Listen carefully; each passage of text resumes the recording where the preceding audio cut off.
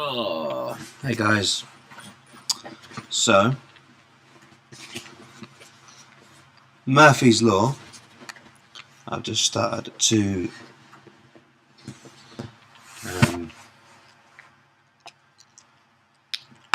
did a bit of recording, and it's coming up saying my battery's low on my laptop. So I need to plug this in.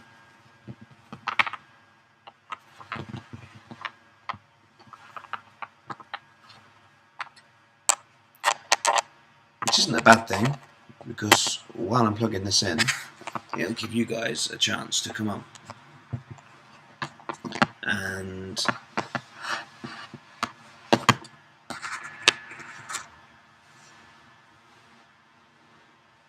I'll be back in a second.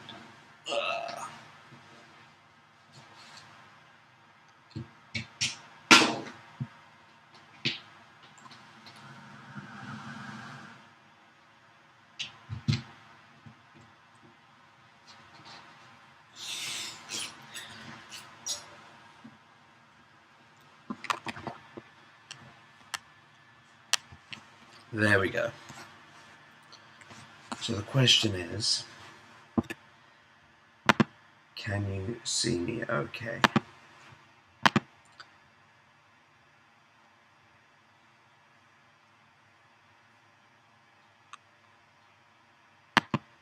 And the only way that I'm going to find out is by coming in here and having someone comment. Can you hear and see me okay? If so, I shall start talking.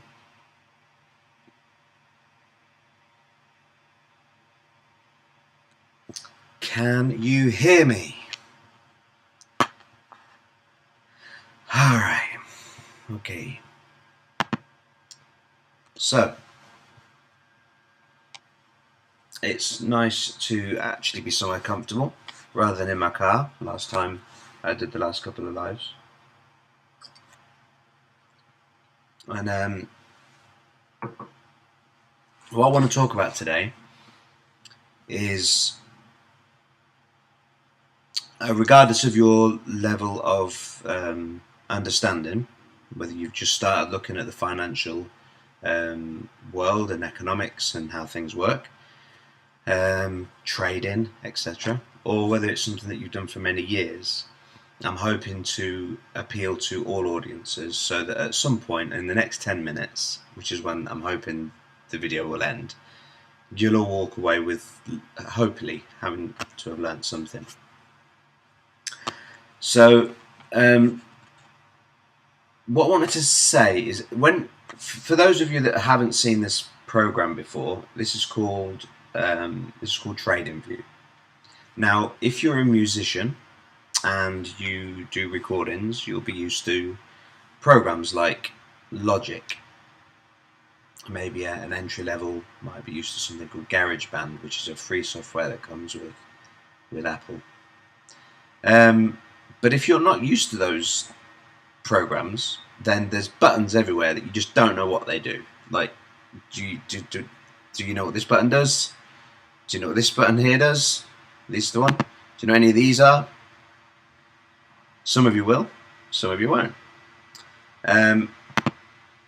One most of you will be used to is Excel, Microsoft Excel. You get yourself Microsoft Office, it comes with Word and Excel. If you're not familiar with Excel, then there's loads of buttons on there that you won't know what they do. And if you are familiar and you had training, then great, you understand what most of the buttons do and how to do sums and work your way around a spreadsheet. Fantastic. Where does this have, and why does this have anything to do with the economics and whether we're going to enter a recession, depression, how long will it last, and all the rest of it? Well, the reason why is because this program here, this program called TradingView, is what the majority of traders and people that are interested in the markets use as their financial tool to be able to best predict the market the best way that they can. The majority of time they use indicators if you think about what an indicator is, whether it's an indicator that comes up on your car to say you've got a problem, you need to go and get it diagnosed. It's an indicator you've got a problem. You might turn your indicators on your car. I'm going to go left, I'm going to go right. An indicator is something that indicates something, right?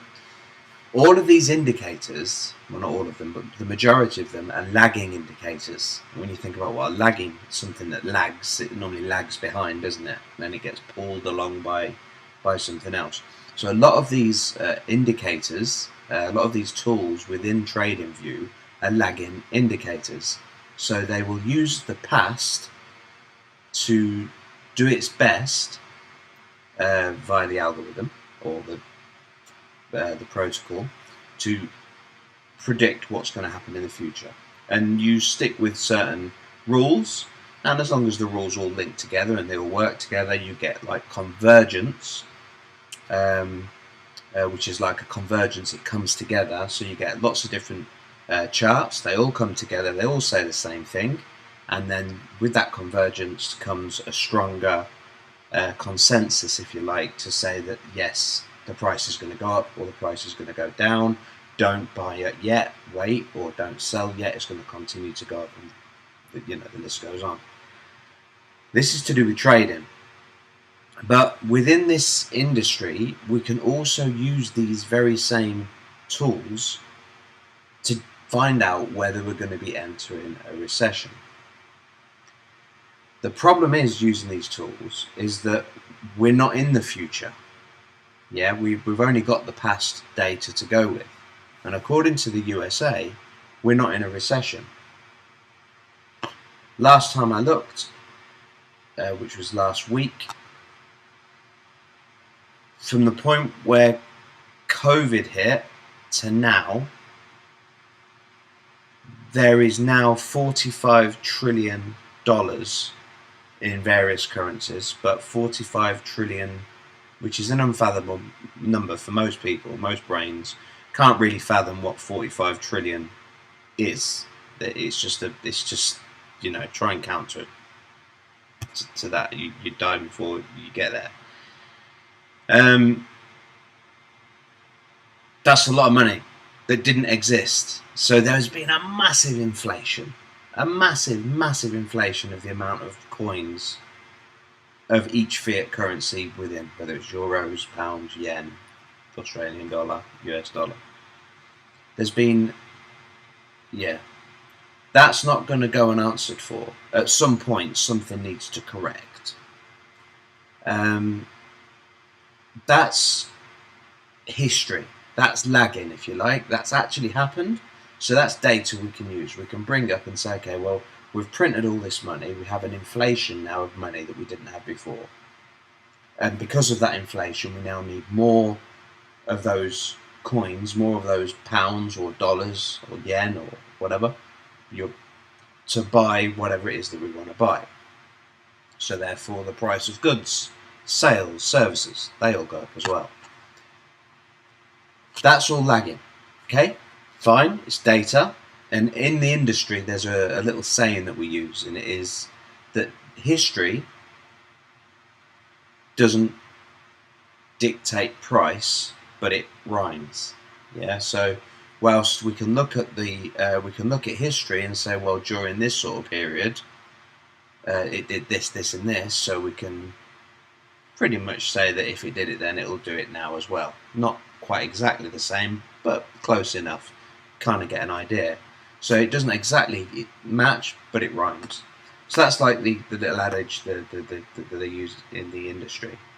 But one thing that isn't lagging is the employment matrix of the USA, of the UK. And Bloomberg put out an article saying that as of, I think it was, well, we're now September, so it would have been August. In August, unemployment records had hit the same as when COVID first broke out. So it's not looking good for unemployment records.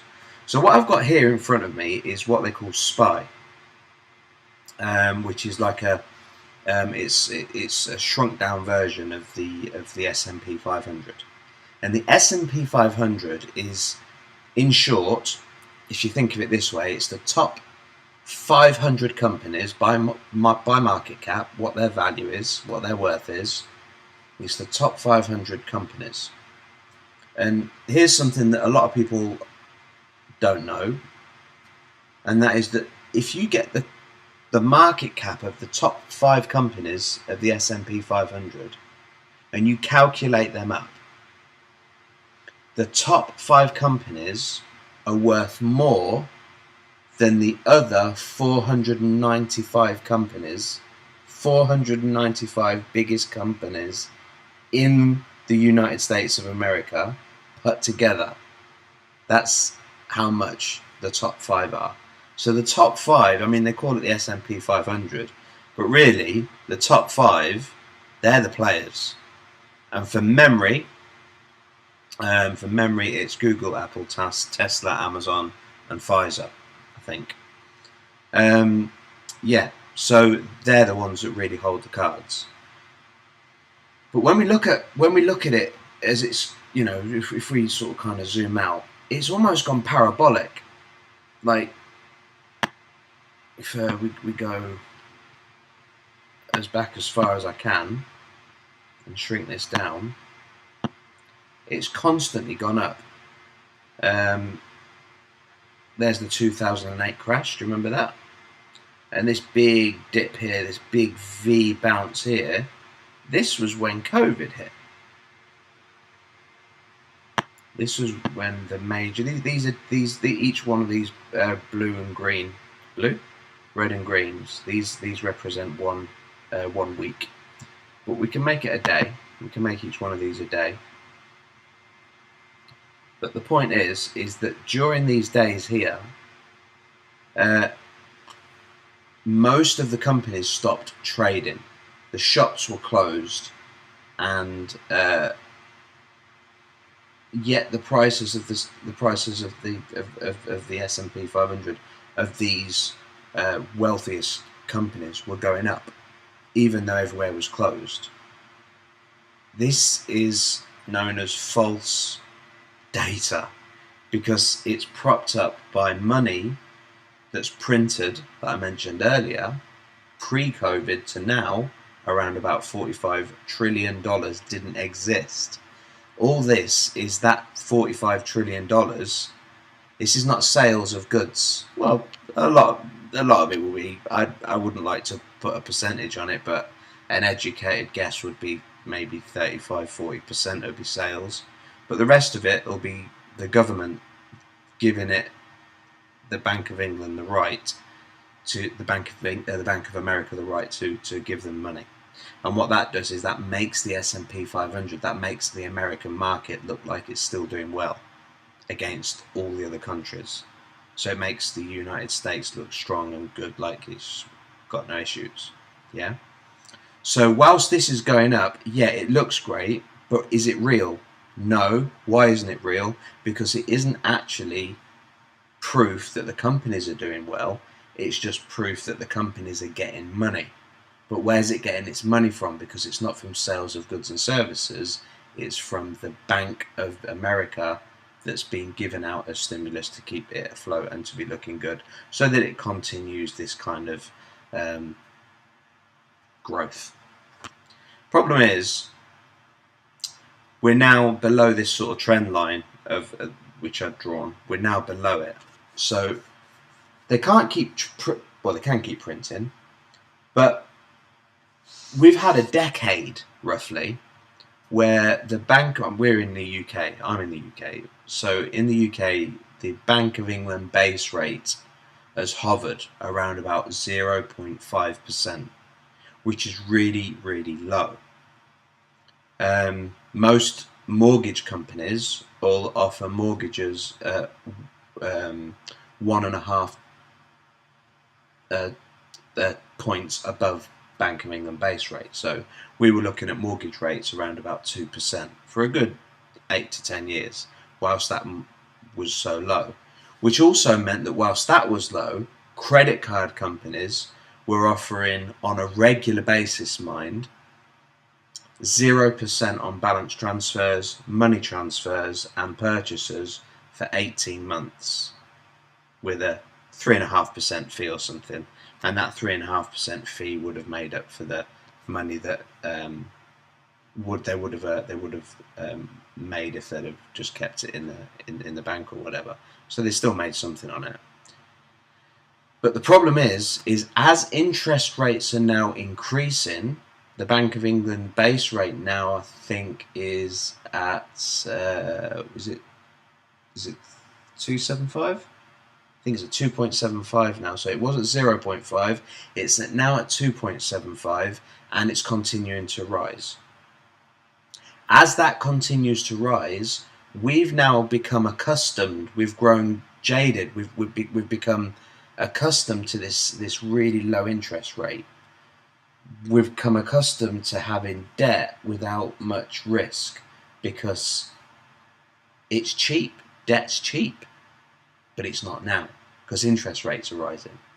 So it's going to get to the point where these interest rates, these credit cards, are going to come to an end, and we are going to find ourselves with credit cards with big limits because they're happy to give out the limits, but we're not going to be able to turn around and put them onto another 0% because they're going to start coming down in regularity as to how much they're giving out.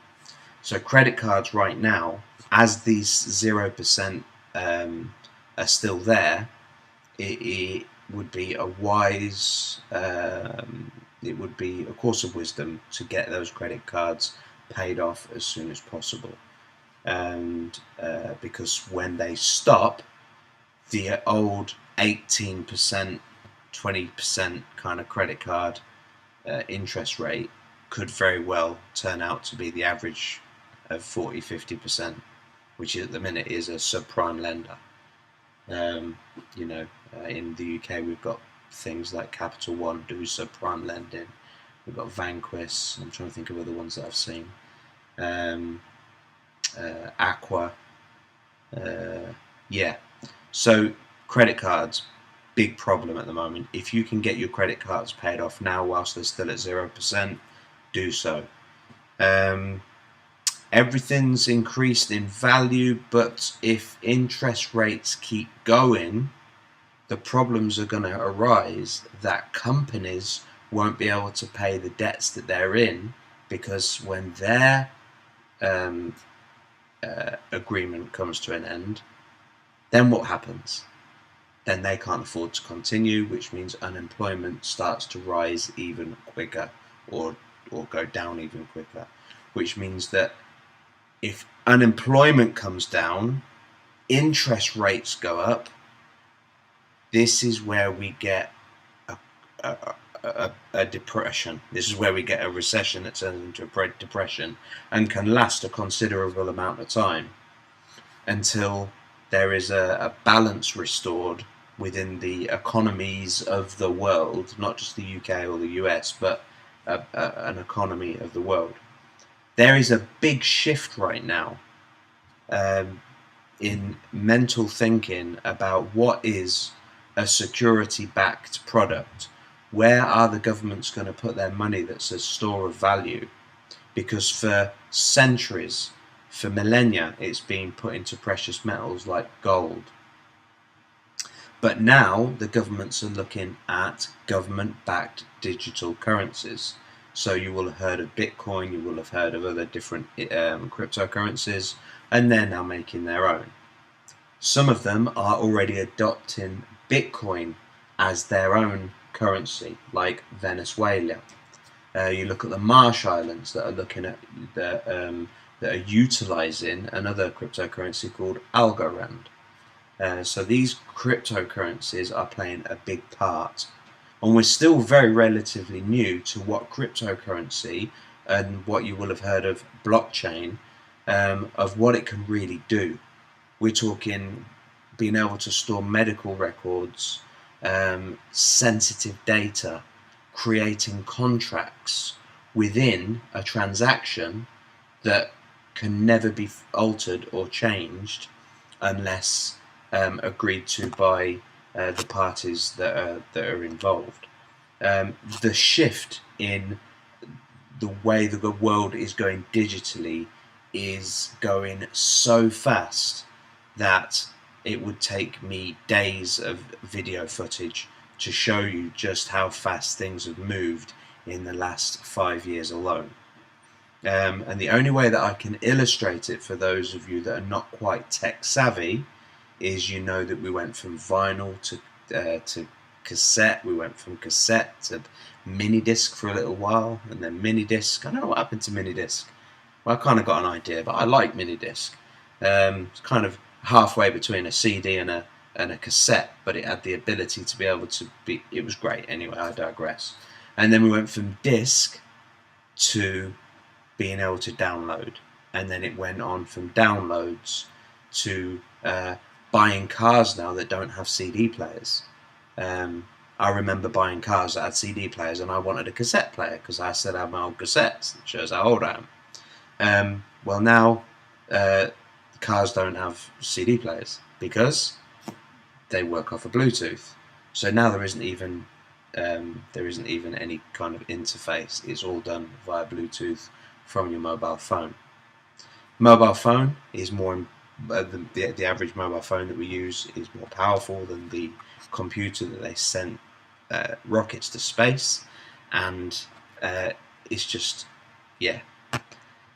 If the world of data has gone digital so fast, then what makes you think that the world of financial currency, which is so old now and dated, isn't going to move along with the times as well? So the SWIFT payment, the banking system where we send money to overseas, SWIFT IBAN codes, they take 5-7 days, they cost about £25. So if you want to send someone a tenner, it's going to cost you £35, and they're going to have to wait over a week to get it. Yet there's cryptocurrencies out there that will facilitate that transaction instantly for a fraction of a penny. Why would we choose the old system of things when cryptocurrency is so much more diverse? So things are moving fast. This reset will happen. Going back to these lagging indicators, we can look back at these lagging indicators and say, okay, well, we're dropping below. I've got the Bollinger Bands here, and the median line of the medium line in the middle of the Bollinger Band is like the 20 SMA simple moving average, and we're now below the simple moving average. And what that 20 does is it takes the last 20 days, if you're looking at the daily chart, or the last week. If you look now, each one of these candles, these red and green candles, represent a week. But we're below the 20 simple moving average, which is a really key moving average on the weekly, and we're also below it on the daily. So on the larger time frame, we're now starting to look like the S&P 500 is starting to take a downturn, and we can't continue to print money because the inflation has already taken place. Therefore, interest rates have to be the way. Well, they don't have to be. It's the only way that we can start to claw back. The governments can start to claw back some control over the economy. So we have got some tough times ahead of us. And I'm not someone who gets involved in politics. I'm interested in it because I think interest in politics will give us an advantage over being able to look into the future with optimism or pessimism. But with regards to what political power is in place at any one time, I tend to stay away from, because it's just all absolute tosh that comes out of their mouths, and there's only one kingdom which will bring about any kind of peace, and that is touching on a spiritual topic of which I choose to stay away from on my YouTube channels. But suffice to say, we are looking like the S&P has now had a turnaround over the last week, and it is looking like interest rates will start to rise. Yeah, and as it does, things are going to get difficult. My point now really is we need to look at employment records. So keep your eye on and Google on a regular basis employment records, employment matrix, employment data, because as employment starts to go down, that is current active data, not looking at lagging indicators. That's looking at current active data to tell us, well, if unemployment, regardless of what the S&P does, the S&P can look great, but if unemployment falls massively, people won't be able to pay for their homes. People don't pay for their homes, the banks have got problems, because there'll be hundreds of thousands of people, billions, effectively. Billions? Yeah, billions of people that won't be able to afford their homes. So we go back to the crisis of 2008 again, but worse. The COVID issue, the Russia and Ukraine issue is all causing this tension. So for now, guys, we've got some things that we need to do. We need to make sure that our credit cards are paid off, ready for when the interest rates come to an end, 0%. We need to make sure they get paid off. Secondly, we need to make sure that we're not spending money unnecessarily on a new pair of trainers when we don't need to, on a new tracksuit when we don't need to, on a new suit if we don't need to, or on a new car if we don't need to. The minute we need to be saving our money. Part savings ready to buy when the dip happens, because there's going to be a big dip where we can buy things cheap, and it's when we buy cheap that we can hold on to for many years and then sell at a later date as part of a pension scheme. But also, stocks and shares are shares and stocks in the companies. You're actually buying a part of the company. So as these start to come down to near bankruptcy, you will have the bigger players like Elon Musk, like Warren Buffett's, those types of characters. They will want to be buying these companies, and just as they hit the bankruptcy mark, they will be wanting to buy them up. And it's at that point there that we can get in and get shares. But how can we get shares into these companies at such low prices if we don't have the cash on hand to save? So we need to have cash to buy the dips of the stocks and shares for long-term investments, and we also need to make sure that we're not in debt. So this is what I'm doing. There is a disc which I am actively trying to encourage people to buy. It's in the description below. It's Brian Tracy, who's a world-renowned motivational speaker, and if you apply everything that he teaches, I do believe genuinely that you could be a millionaire if you're not already very, very quickly. Year, 2 years, regardless of where you're working and what you're doing, even if you don't have a job. He's an incredible speaker, and yeah, so there's an affiliate link there from Amazon. Click on that. There's you can download it as an Audible. It's great. But if you will download it as a disc and a CD, then you'll be able to put it into your computer if you've got a computer that's got a CD, and you'll be able to then obviously put it into any format you want for you to be able to take it and put it onto your phone, into your car, listen to it when you're on the train, or, you know, on the way to work or whatever. But think of your car. That's another thing. Think of your car as a learning studio, as a place when you're driving. Instead of listening to your music, think of it as a place where you're learning. So yeah, lots of advice, lots of things to think about. A recession is coming. It is going to be hard. It is going to be rough. But if we follow together the things that I've mentioned about getting out of debt, trying to save a little bit of money as opposed to spending it on presents for ourselves, we'll see through the next few years of this, and then when we're out the other side, we will come out of the other side rich. And the reason why is because we will have bought companies when they're on the verge of bankruptcy, and but they won't go bankrupt because they'll get bought out by the big guys. Yeah, so diversify your portfolio, etc. Now, I've got to legally disclaim that none of this is a financial advice, but it is what I'm doing. It is what I'm doing, and I'll continue to bring out the content as I learn more at university. I will keep bringing up the things that I'm learning and teach you along the way as I'm learning. So you'll be getting a course for free essentially, because I'll just keep giving out to you what it is that I learn. So that's it. That's everything. So I'm just going just to see if anybody's put any comments in here. Thanks for the tips, great information as always. I will definitely get at the audiobook. Thank you for the link. Nice.